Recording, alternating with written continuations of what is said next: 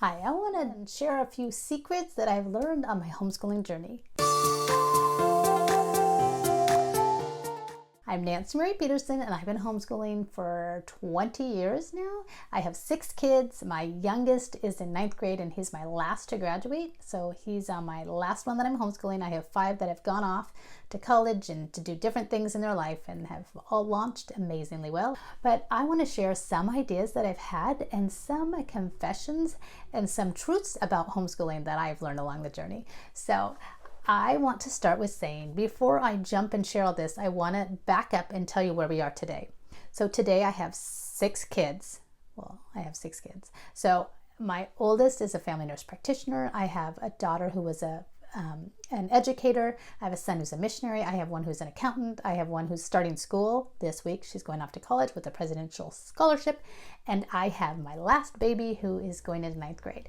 So the homeschooling journey for us has been a 20-year experience. And my kids are doing amazing academically, but more importantly, spiritually. They love Jesus. They love God.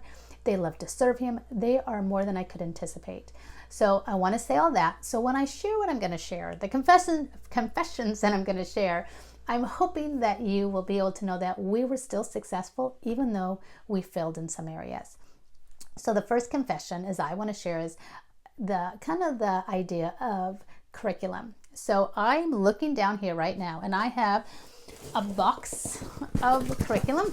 I'll show it to you. And it's the whole box, and it's actually probably hardly ever been used. And it's general science. It was Exploring Creation, Apologia, General Science. And I bought it thinking we would do all these creative science experiments. But juggling 6 kids and trying to keep academically up to par. We also moved mid-year to Mexico and serve as missionaries. This science kit, not one out of all 6 kids, not one child finished this kit.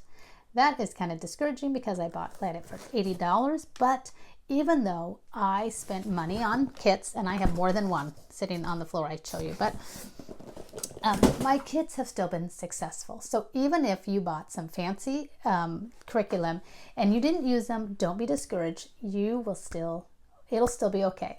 The other confession I want to make is that I overspent with curriculum. I can show you boxes, and I think it's part of the teacher in me that kind of got this way. So I have books and books of just a variety of different helps and curriculums and different things. Some of it I had when I was teaching, but a lot of them I bought along the journey. And I bought, discs back in the day to help with lap book. I just thought, I need that. I need this. I need this. Probably didn't need to spend as much as I did on some of our curriculum. The good part is that I did pass the curriculum down to the next child. So we did, we probably balanced it out.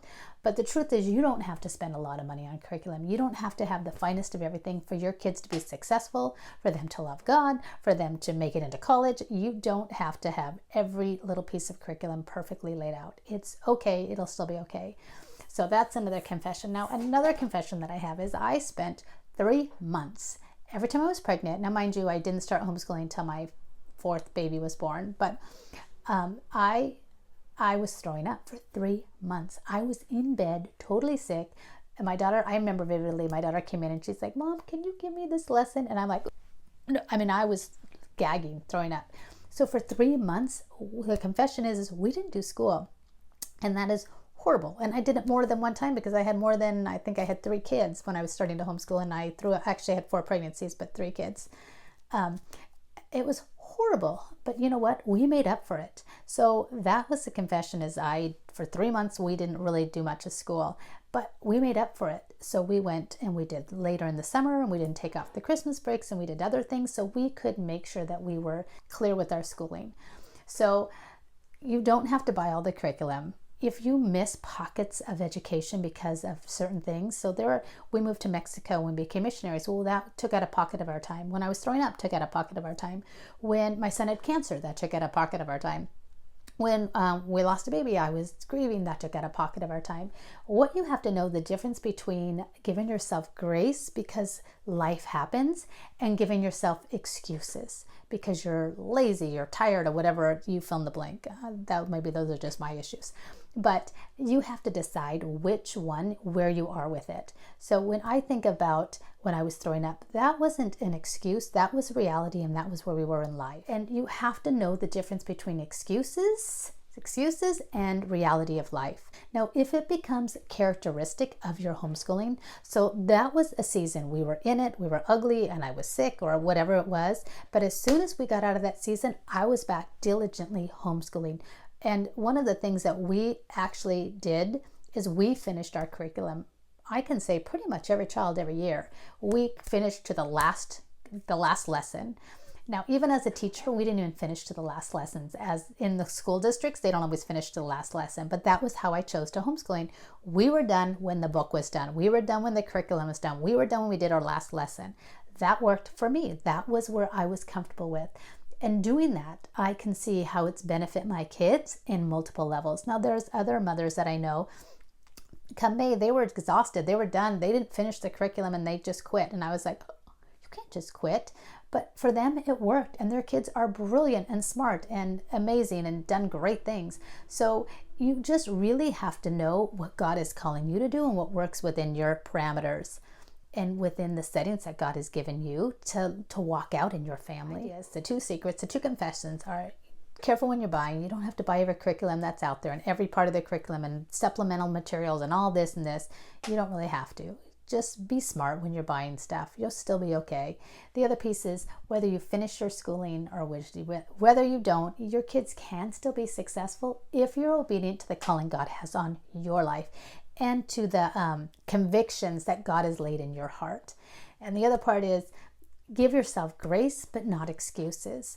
I know there's so many in the homeschool movement. At the very beginning of the homeschooling movement, we had to prove ourselves.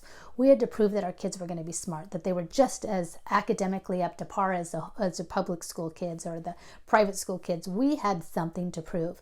And now that it's been years, 20 years or so plus of homeschooling, it's more than that, but we don't have to prove ourselves. Our kids have proven it. They've made it into colleges. They've made it in the academic world. They've made it in the trade schools, and they've done amazing. So we've kind of swung the pendulum now. We've given ourselves a little bit more lax, a little bit more freedom. And with that freedom, we've kind of lowered our conviction level, and sometimes we've gotten lazy, and we really want to make sure we keep the bar high and set to a standard that we know God wants us to do. The truth is, we will reap what we sow. If we sow diligent and hard work and intentionality and integrity into our kids, and we pour into them Bible, and we keep to our curriculums, and we supplement with good things, then God is honorable, and He will bring what we sow. We're going to reap that benefit. And I'm reaping today what my kids, all these years of all the hard work and effort. Now, I hope you've heard me. I'm not perfect. We've had pockets where I have failed, and I bought labs and we didn't do the labs. I mean, I struggled in science. I'm going to be honest with you. I struggled in science. With so much work and with 6 kids, I just didn't make it happen. It's okay. Like, you get to struggle. You're human. You're a mom. Like, that's the reality of it. You're not some robot. You're not some, person who gets to clock in and clock out. We don't get to clock in and clock out. We are here for the long haul. We're here for the whole journey. But the beauty is, on this journey, we get to watch our kids thrive and grow and learn about God, and to learn about science and math and reading and watching them read amazing stories and walk them through the truth of the scriptures. That is the beauty of homeschooling. So I hope if you're on your homeschooling journey, and this is the beginning of your journey, I hope I have given you a little bit of glimpse to the end of what you have to look forward to, a little bit of areas to make sure you give yourself grace but not excuses, so you don't become weary and working hard, because God has given you this calling, this season, this time to pour into our kids. And the reality is, if we're not teaching them, they're not learning. So we have to make sure that we are doing our best to make sure that they're getting the education that they need.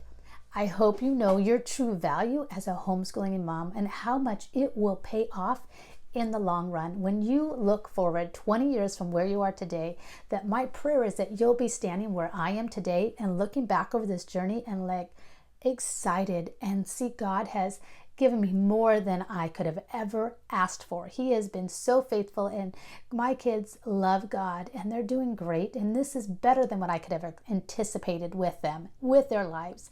So I hope that when you get through your journey, that you get 20 years from where you are today and you can look back and know that you've done your best, that you have been faithful, that you have been intentional, that you have been honoring, that you have been, you have blessed your kids on so many levels, spiritually, emotionally, socially, all the parts that they need so they can thrive in the world. So I hope I've equipped you. I hope I've challenged you. And I've also hoped I've encouraged you that if I can do this, you can do this. So as always, stay intentional, and I will see you as we journey this road together in the next video. All right, bye.